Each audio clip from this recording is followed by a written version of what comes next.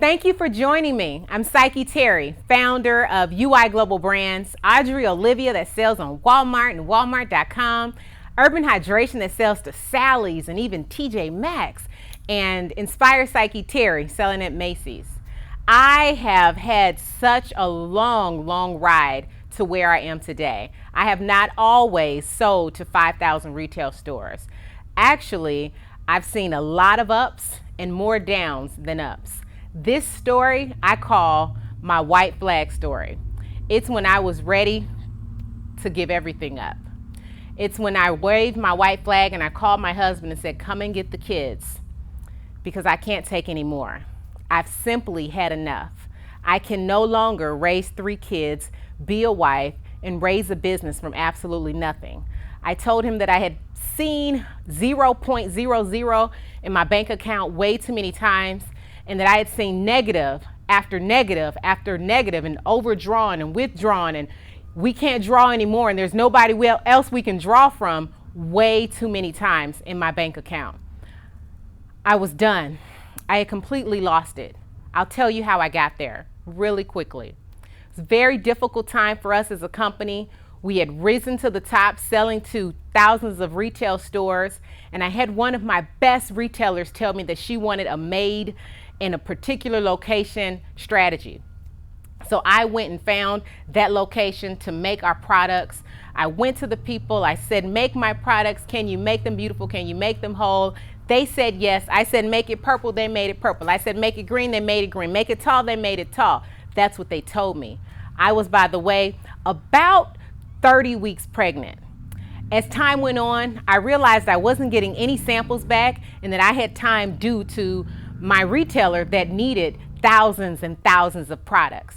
I found out later, about 34 weeks into my pregnancy and about 4 weeks later, that they hadn't started a single thing.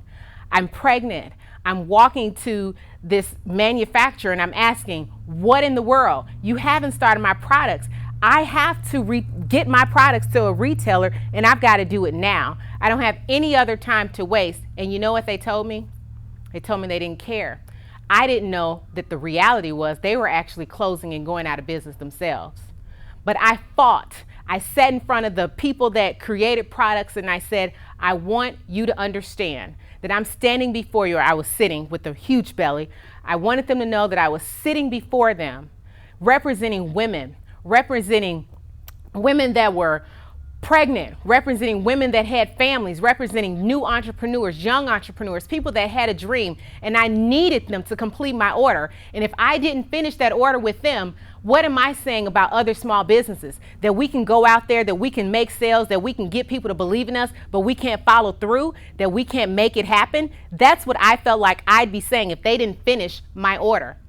So they caved in and they helped me, but they didn't help me the way I needed them to help me. They helped me part of the way. They gave me phone numbers to every person they were going to do orders with. Now here's the catch. I worked with another person, a part-time person, a mom of more kids herself. So I'm pregnant with another 2 babies at home and I'm trying to figure out, I don't have a manufacturing facility, I don't have products, and I have an order due, and I am too prideful to tell my customer that I can't come back home with products. So, pregnant, 6 weeks to go in my pregnancy, I call every person on the list. I say, hey, I've got an order. I've got a huge retailer. They're willing to pay me after I get them products, but I can't get them products if you don't meet me, if you don't help me. Of course, they said, we'd be happy to sell you this stuff, even though I don't know you, but we need money. And I told them I don't have any money. I need you to understand that I plan to pay you after I get paid. I worked it out. I hustled. I let them know I'm a new mom. I'm a pregnant mom. I'm a woman that's about to have a baby, and I need to make my situation happen, and I needed their help. So I partnered with not 1, not 2 or 3, but about 6 to 7 different people to help me with the product from scratch. We brought sugar in, we brought glycerin in, and extracts and fragrances. I called my husband, who worked full time, to come in and help me on a daily. He'd come every night and we'd figure out how many grams of sugar, how many ounces of liquid. I'm no scientist, I'm a mom. I usually tell them what I want. How in the world am I supposed to figure out what it is I need to do? But I did it. I figured it out. My husband figured out the calculations of how much of what we needed, and I called every person, and with a spreadsheet to our name, we made a factory happen. We got products to ship, but the question was to where? We didn't have a facility. So here's what I had to do. My pregnant belly and we met a guy that knew my husband. I'd walk and I'd sweat because it was super hot outside, and it was in Texas, and I'm pregnant and I'm ready to pop. So what did I do? We went with a person that worked with commercial retail or commercial warehousing, and he went place to place in the city of Dallas asking people if they had a facility for us. We looked at lawyer offices, we looked at church buildings, we looked at schoolhouses. I'm like, I don't care. I need a place to ship these new things that I just committed to. Couldn't find a place. White flag. White flag. I was ready to give up. But I did not give up. I believed in myself. I believed that if I could stand in the midst of the gap for more women-owned businesses, for more people like me, this thing could actually happen. I could actually be a small Black woman, own business, manufacturing facility. I believed I could do that. I believed, but I didn't really know. So I had faith. I prayed. When I prayed, I didn't know what would come of it, but I silently just said, I need help. And so the story went, one day when I was headed to my small 200 square foot facility, I went in and I came back out and I said, I need, this 200 feet is not going to work and it can't go to my house, but I'm against time. I'm probably 3 weeks into this deal. I've got 1 more week to go. In my office, I call my retailer and I say, listen, just so you know, I'm about a week away from when this product is due. It's not going to happen, but if you give me 4 more weeks, I can promise you one of the best products I've ever shipped you, because I'm going to make it myself. So we found a warehouse. I found a facility that was just about to close. They were moving. They were a manufacturing warehouse plant, and they were willing to let me bring my products in even before they moved out. So we shipped pallets and pallets of sugar and salt and glycerin and jars and lids, even labels I had to hand design by myself. It was awesome, but I didn't think about one of the most important things. I couldn't make the products myself. I mean, gosh, I was about 2 weeks away from having a new baby. She couldn't do it. My one part-time associate with 4 or 5 kids, I even wondered, could her kids help? But I think there's a law against that. So instead, we went to the church.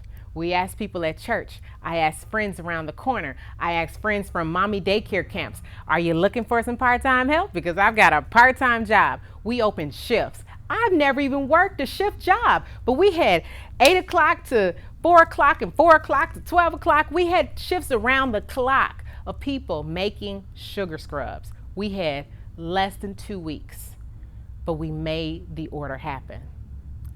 You would think I'd be happy. I had a new beautiful baby. Everything was great. I was paying everybody like I promised I would, like honor to my name. Every worker got paid in time. Every facility, everything that we financed got paid, except for me. Still 0.00. That was hard. But what was harder is when I delivered the products across the country to thousands and thousands and thousands of stores. They get to their facilities, they open the boxes, and they recognize the product is leaking out of the box. We had gooped sugar and glycerin everywhere in pallets. They called me and they said to me, we appreciate your business, but we cannot pay you.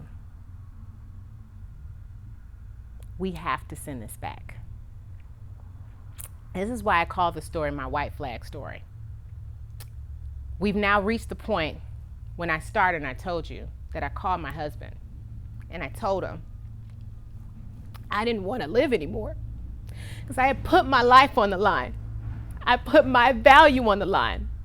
My kids, my time, my honor, my respect. I had done everything that I could do. I had no answers. So I prayed again. I stayed alive. I decided to see this thing through, and I told them to send it back. They sent back pallets and pallets and pallets of things. But at this point, I'm 0.00 again. I've paid off everything that I thought I was going to bring in, but now I'm negative because I have no extra cash, no extra money. It was one of the most difficult times in my life, and I thought pushing babies out was hard. Nothing like this.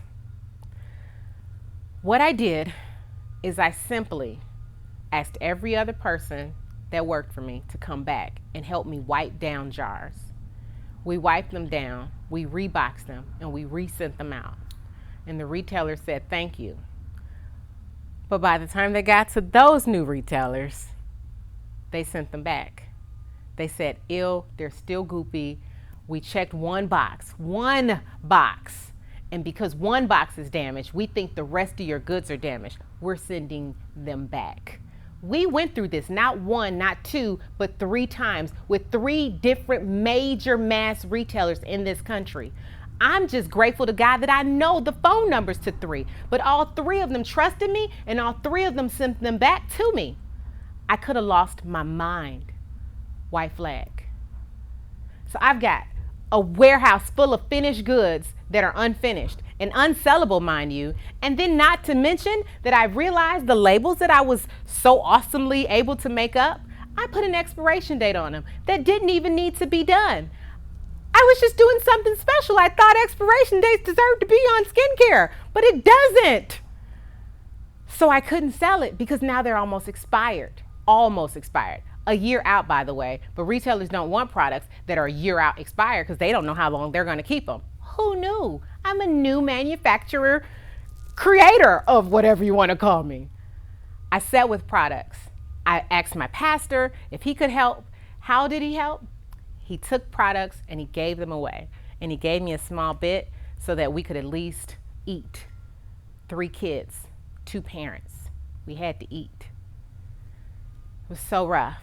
I felt like Jay-Z selling CDs out of the back of my car because I literally had scrubs. And if I saw a person that looked like their feet were struggling, I was like, can you buy a scrub from me? Because I got to get this gone.